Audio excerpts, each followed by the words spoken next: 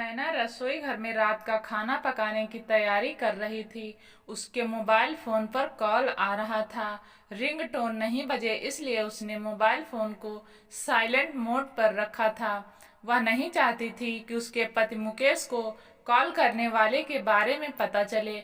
नैना ने mobile phone उठाकर देखा तो पाया कि उसका आशिक दीपक कॉल कर रहा था।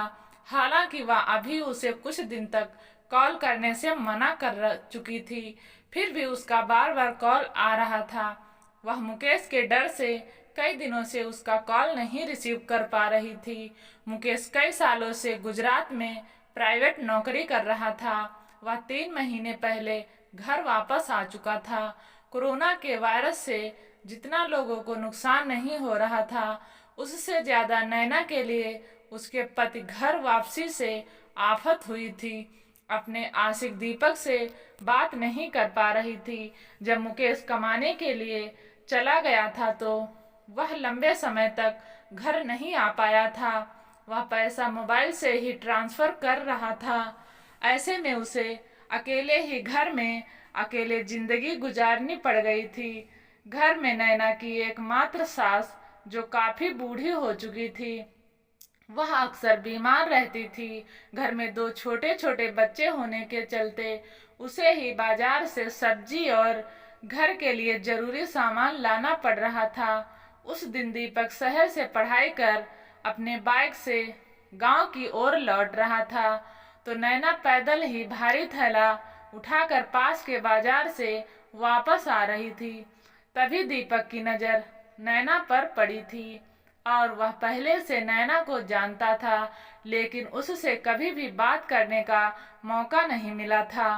नैना को देखते ही पहचान गया था, इसलिए वह बड़े प्यार से बोला था, भाभी जी आइए बैठ जाइए, अभी ऑटो रिक्शा रिक्शा नहीं मिल पाएगा। वैसे आप मुकेश भाई साहब की घरवाली हो ना?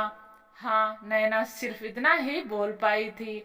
वह दीपक के बारे में नहीं जानती थी, लेकिन उसे अंदाजा था कि इस रास्ते पर जाने वाला कोई न कोई उसके गांव का ही होगा, क्योंकि रास्ता सिर्फ उसके गांव की ओर जाता था।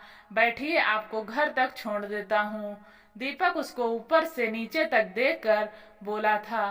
दीपक की उसके शरीर पर नजर पड़ी तो उसका जोश बढ़ने लगा था। उसे एक तरफ देखने लगा था। दीपक ने थैला को पीछे बाइक पर बांध दिया था, इसलिए सीट पर थोड़ी सी जगह बच गई थी। यही वजह थी कि नैना को दीपक से चिपक कर बैठना पड़ा था, इसलिए दीपक को उसके शरीर का दबाव महसूस हो रहा था। वैसे नैना को भी अच्छा लग रहा था। इतनी दूर भारी थैले के साथ पैदल चलने से बच गई थी। उतारने के बाद दीपक ने नैना का मोबाइल नंबर मांग लिया था। ना चाहते हुए भी अपना मोबाइल नंबर देने से इनकार नहीं कर सकी थी। दीपक ने 1-2 बार हाल चाल के बहाने नैना से फोन पर बातचीत शुरू की और फिर कुछ दिन में ही हंसी मजाक पर भी उतर आया था। धीरे धीरे मोबाइल फोन से बातचीत होने के चलते उन दोनों में खुलकर बातें होने लगी थी। थोड़े दिनों के बाद उन दोनों के बीच बातचीत इतनी हद तक बढ़ गई थी कि जब नैना की सास गहरी नींद में सो जाती थी तो वह दीपक को चुपके से कई बार अपने घर बुला चुकी थी। अब वह दीपक के बगैर नहीं रह पा रही थी, लेकिन कोरोना काल के द्वारा नैना का पति काम छोड़कर घर वापस आ गया था। तब से वह नौकरी पर लौटने का नाम ही नहीं ले रहा था, जो कि दीपक नैना से नहीं मिलने के चलते काफी बेताब था और कई बार फोन कर चुका था। अभी नैना रसोई घर में खाना बनाने की तैयारी कर रही थी और मुकेश अपने कमरे में टेलीविजन पर पुराना क्रिकेट मैच शो देखने में बिजी था, इसलिए उसे दीपक का कॉल उठाने में ज्यादा परेशानी नहीं हुई थी।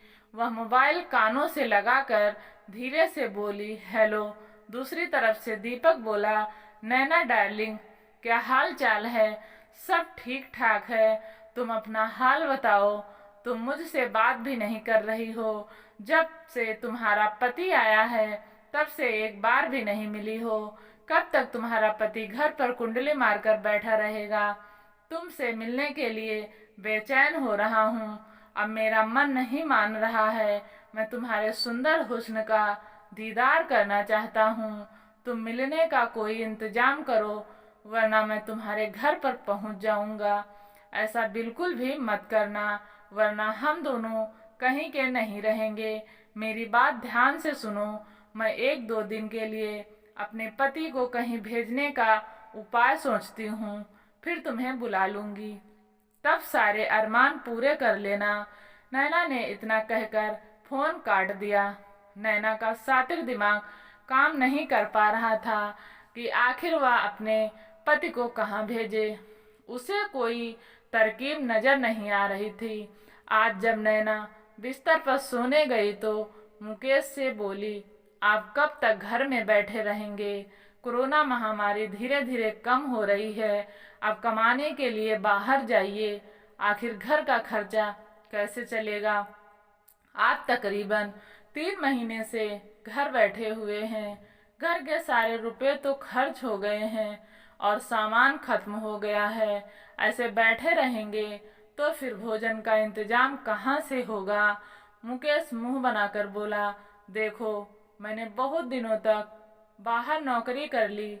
अब मैं सोचता हूँ कि क्यों ना घर पर ही कोई धंधा कर लूँ।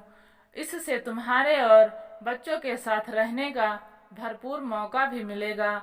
बाहर प्राइवेट नौकरी करने में कितनी परेशानी है, यह मैं भी जानता हूँ।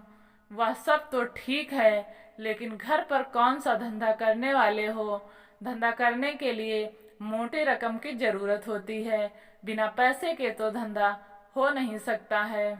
क्या उस धंधे से हम लोगों का गुजारा हो जाएगा? यह सब विचार कर लेना भी जरूरी है। हाँ, तो ठीक है, उसी पर तो मैं सोच विचार कर रहा हूँ, मुकेश ने चिंता जाहिर करते हुए जवाब दिया। और दूसरी बात यह है कि आप बाहर रहते हो तो मैं अपनी बिरादरी की औरतों से कहती हूँ कि मेरा आदमी बाहर नौकरी करता है। आप जब घर में रहने लगोगे तो दूसरे पतियों की तरह घर की मुर्गी दाल बराबर हो जाओगे। आपकी इज्जत गांव में कम हो जाएगी और यह मुझे अच्छा नहीं लगेगा। कहते हुए नैना मुकेश के सीने से चिपक गई। मुकेश नैना को अपनी बाहों में कस के सोचने लगा कि यह सही कह रही है। वह अपना धंधा करने के लिए सोच तो जरूर रहा था, लेकिन अभी तय नहीं कर पा रहा था कि किस धंधे को किया जाए। कोई भी धंधा करने में काफी रुपए की जरूरत होती है और उसके पास में तो फूटी कौड़ी भी नहीं थी। इसी बीच नैना नकली गुस्सा जाहिर करते हुए बोली, आपको जो करना है वही कीजिए। फिर उसने मुंह फिराकर चादर ओढ़कर सो गई। अगले दिन मुकेश बाहर से घूम कर आया तो उसने नैना को बताया, मैं दोबारा गुजरात जा रहा हूँ।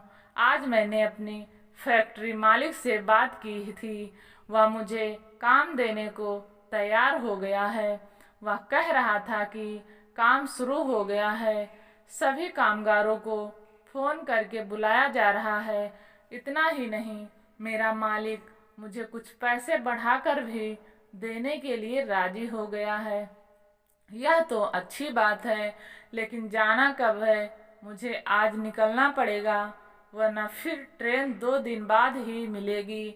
यह सब सुनकर नैना मन ही मन बहुत खुश हुई। अब अपने पति को गुजरात भेजने की तैयारी करने लगी। खुशी खुशी रसोई घर में जाकर रास्ते के लिए भोजन तैयार कर देना चाहती थी। जब नैना ने रसोई घर की तरफ जाने के लिए मुंह मोड़ा तो मुकेश ने प्यार से उसकी कलाई पकड़कर अपने सीने से लगा लिया और मनुहार करते हुए बोला, छोड़ो खाना पानी, वह तो रास्ते में मिल जाएगा, लेकिन तुम्हारा साथ तो नहीं मिलेगा ना। इसलिए जाने से पहले मैं कुछ घंटे तुम्हारे साथ बिता लेना चाहता हूँ। यह कहते हुए मुकेश नैना को बिस्तर पर लेटा दिया और वह भी उसके आगोश में समा गई। आज उसे अपने पद पर काफी प्यार आ रहा था। वह अंदर से बहुत खुश थी। खुशी से उसकी आंखों से आंसू छलक पड़े। मुकेश उसके आंसुओं को पोंछते हुए बोला, तुम तो अभी से ही दुखी होने लगी, कहो तो मैं नहीं जाता हूँ। मैंने अपने हाथों को मुकेश के होठों पर रख दिया और प्यार से बोली, आप भले ही मुझसे दूर जा रहे हो, लेकिन आपका दिल मेरे पास रहेगा। फिर वो दोनों एक दूसरे से कस कर लिपट गए। कहानी कैसी लगी? अगर अच्छी लगी हो तो प्लीज़ चैनल को ज़रूर सब्सक्राइब करें और कहानी सुनने के लिए आपका बहुत बहुत धन्यवाद।